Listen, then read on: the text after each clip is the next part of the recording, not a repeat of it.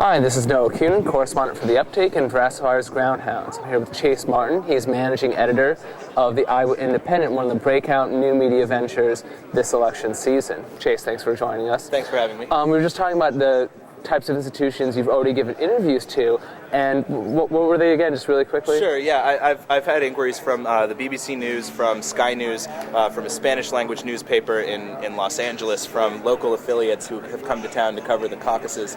It just seems like when you're from Iowa and you're here in this room, everybody wants to talk to you. Right, and being in Iowa obviously has added to the mystique and the attraction to your product, the Iowa Independent, but the Iowa Independent is also one of the highest quality, new media ventures, I've personally written, and, we've done, collaborative and helping each other out in the past. That being said, how has it grown to this point? How has it gone from, this Iowa blog to, a media venture that can stand toe-to-toe with some of the organizations you just mentioned? Sure. Well, what we sensed when we started the project was there was a bit of a vacuum in Iowa. There wasn't a big blog that was covering local issues. What we did was, we brought together some of the folks who were doing their own blogging work on their own, brought them together.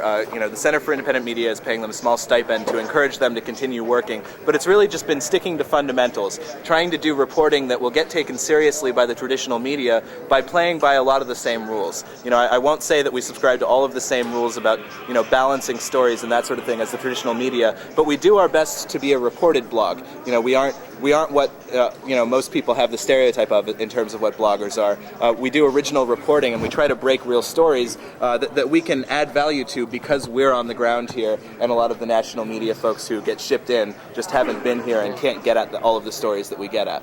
One of the challenges for new media that we've encountered, and also allied organizations, is the idea of trust. Is that when you want to talk to real Iowans or real insert geographic location here, if you say you're from the New York Times, that at least establishes some basic level of trust, as an organization. Sure. People haven't necessarily heard of the UpTake, in terms of building your brand.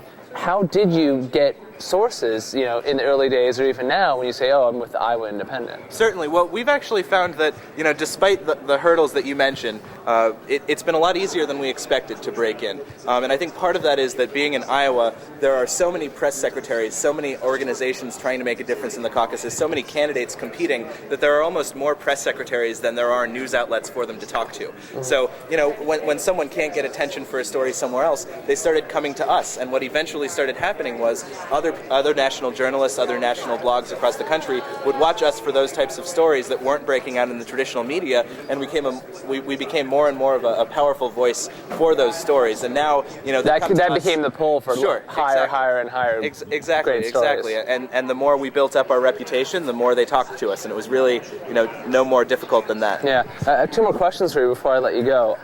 You're talking about you were kind of giving the standard 5-minute interview, the same interview to Sky News, to BBC, to Fox, whatever. Sure. That being said, because they kind of want that compacted. What are the candidates saying? Mm-hmm. What's the vibe in the caucus? What are they missing? Like, what have you been kind of itching to tell people, but doesn't really fit into the mainstream 5-minute typical interview? Sure. I would say that, the traditional media tends to quantify things, everything that they can quantify and put on a chyron in a list, or, comparing percentages for polling. That stuff is what the traditional media relies upon for their reporting. In truth, at the core, the caucuses are about relationship building. And because they require such a sacrifice from a caucus goer to actually show up at a specific time, spend in many cases 3 or 4 hours declaring publicly their support for a candidate really has to seal the deal and forge a personal connection with caucus goers. And some of the candidates don't seem to understand it as well as the other candidates. And I think the results tonight will sort of bear out this notion that relationship building is really at the core of succeeding at the caucuses. And running a traditional campaign based on advertising and based on big rallies where you don't actually get to ask the candidate questions just doesn't work. Okay. I think we'll keep it a surprise for our viewers with which candidates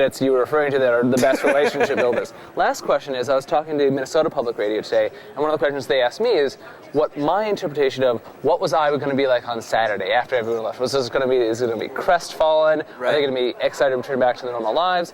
Not asking you this as a native Iowan, but in terms of the Iowa Independent, where does the Iowa Independent go from here? Are they going to be still committed to A-class, Iowa coverage? Mm-hmm. Are they going to be, partnering with more, feeding up into the Center for Independent Media's national coverage? What's the Sure. plan after the caucus? Sure. Well, the Center for Independent Media is just about to launch its national site, Washington Independent. Iowa Independent, we're dedicated to being a local news source, focusing on local issues. It just happens that in the first 8 months or 9 months of our existence, our local news was a national story.